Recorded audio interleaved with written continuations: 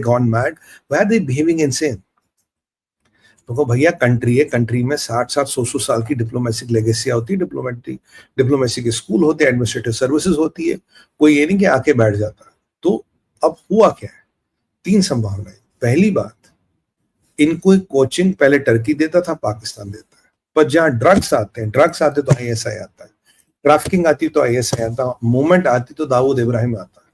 तो ये एंगल सोचिएगा, ड्रग्स, ट्रैफिकिंग एंड मूवमेंट, यहाँ 3 लोग हैं, बुगाटा के ड्रग कार्टल्स, यहाँ आपका ISI है जो ये काम करता है ना, यहाँ आपका दाऊद इब्राहिम। ये तीनों का किससे संबंध है?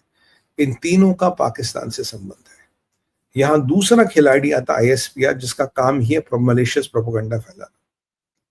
तीसरा खिलाड़ी आता विस्पर्स फ्रॉम बेजिंग, बेजिंग ने कुछ कह दिया, कैसा बोल दो। चौथा खिलाड़ी आता है ये कोलंबिया, डोनाल्ड ट्रंप है, अमेरिका के भी बहुत करीब है, बहुत करीब है, तो इनकी कॉफी वॉफी सारी इनफैक्ट यहीं से जाती है।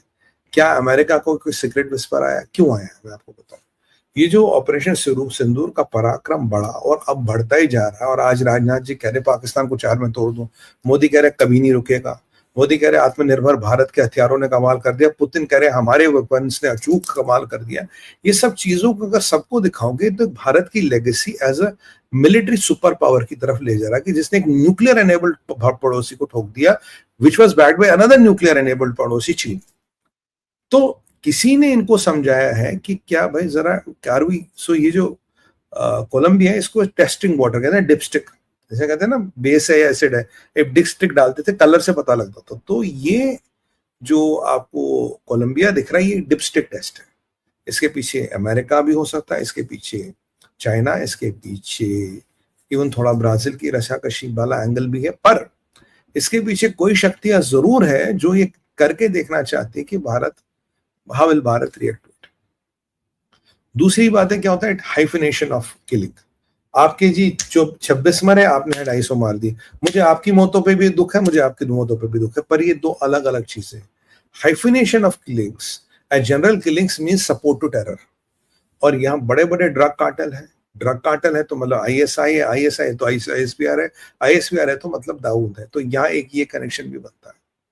तो एक दुनिया में बहुत जल्दी आप देखेंगे ऑपरेशन सिंदूर के अगेंस्ट एक PR और एक कैंपेन शुरू होगा, जहां हाइफिनेशन ऑफ डेथ्स को देखा जाएगा कि आपने जी 26 मारे, आपने 200 मारे, हिसाब बराबर हो गया। पर क्यों मारे, कैसे मारे, क्या करते हुए मारे?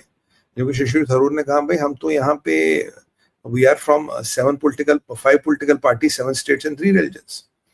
तो पर ये जो नाम पूछ के मारा, इसको नहीं बोला। तो ये जो आपका कोलंबिया वाला एक्सपेरिमेंट है, this is basically to test waters, this is basically how to see. क्योंकि वहां जो नैरेटिव बन रहा मोदी जी द्वारा, डॉक्टर जयशंकर द्वारा, अमित भाई द्वारा और राजनाथ जी द्वारा, कल उन्होंने बोला जी वहां POK में लोग हमारे पास आने को तैयार है, कल वहां प्रो भारत वीडियोस बन रहे टिकटॉक पे, एंटी आर्मी वीडियोस बन रहे टिकटॉक पे। मैंने तो नहीं बनाया, पता नहीं कौन बना रहा है। ये ISI का लोगों को भगाना, ISI के बलोचिस्तान में फॉल्स फ्लैग ऑपरेशन करने का इंटेंट, वहां फेलिंग इकोनॉमी, चाइना का CPEC Part 3 कैंसिल करना, अगर आप इन सब चीजों को ऐड करेंगे तो चीजें जो है बड़ी कॉम्प्लिकेटेड होती जा रही है।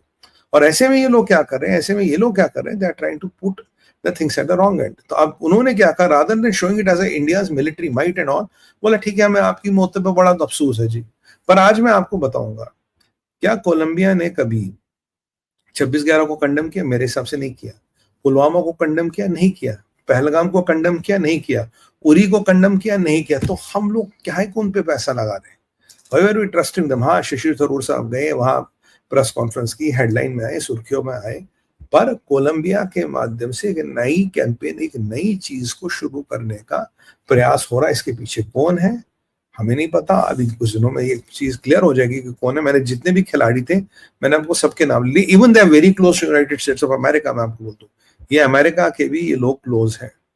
तो ये जो चीजें हो रही, जहां से आप ऑपरेशन सिंदूर का गुणगान करें, आपका रक्षा मंत्री कह रहे पाकिस्तान 4 में टूटेगा, मोदी जी कह रहे ऑपरेशन नहीं रुकेगा, कह रहे तुम्हारा न्यूक्लियर ब्लैकमेल नहीं चलेगा, न्यूक्लियर बम खत्म, न्यूक्लियर बम का डर खत्म, और यहां अगर हमारी नेवी फील्ड में आई तो तुम्हारे 4 हिस्से होते। और वहां खबर क्या कि सैलरी नहीं मिल रही, फौज को जनाब सैलरी नहीं मिल रही। अगर हम सब चीजों का समावेश देखेंगे और रशियन वेपन चले, और मोदी जी कह रहे हैं आत्मनिर्भर भारत ने ये जंग हमें जिताई, जो उसमें कोई डाउट नहीं है। हमारा आकाश तीर जितने भी सिस्टम है जबरदस्त रहे। तो इसके फलस्वरूप एक नया ही फसाना, एक नई ही चीज शुरू की गई। और यहाँ तुर्की का इन्फ्लुएंस, या एम्बेसी, यहाँ इनका पाकिस्तान का इन्फ्लुएंस, यहाँ हमारे किसी भी चीज को न कंडेम करना, या ड्रग कार्टेल्स का आईएसआई और ये जो क्रॉस लिंकिंग बनती है, अगर आप इसको सोचेंगे तो दुनिया में सिंदूर के खिलाफ, एंटी सिंदूर के खिलाफ एक बड़ा ऑपरेशन छेड़ा गया है, छेड़ा शुरू हो गया, और आप देखेंगे दिन ब दिन बढ़ेगा। क्यों?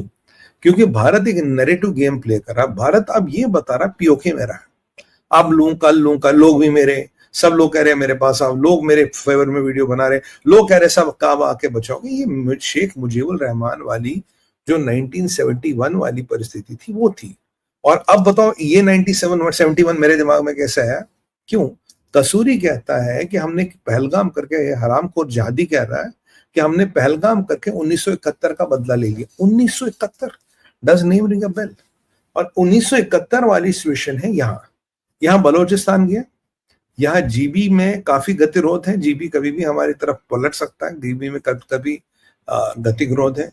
फिर शाक्सगा वैली, इसका सवाल आ जाएगा। और चाइना का बट्टा डेट है, चाइना की बढ़ती जो सिस्टम है ये है। और इतने में हम ऑपरेशन फील्ड एक बहुत बड़े लेवल पे 31 मई को, यानी कि कल, अनाउंस कर रहे हैं। अगर कोई खतरा नहीं है, अगर कोई चीज लेनी नहीं, तो ऑपरेशन शील्ड की जरूरत क्या है? या कल का या आज का डेट चुना फिर ठोकने के लिए? क्योंकि अब लास्ट टाइम डेट चुना था तो उस दिन जाके ठोक आए थे हम, तो आज हमने किसके लिए डेट चुना? ये कुछ चीजें जो बहुत इंपॉर्टेंट है। और जो अमेरिका, जो चाइना फुदक रहा था, काफी हरकतों में आ रहा था, इतने में अमेरिका ने ताइवान को और वेपन्स दिए। और ताइवान को वेपन देने का मतलब है, अमेरिकन कह रहे हैं you have crossed all the red line, अगर आप ताइवान को और वेपन दोगे तो उससे डायरेक्ट हमारी रिलेशंस इंपैक्ट होगी।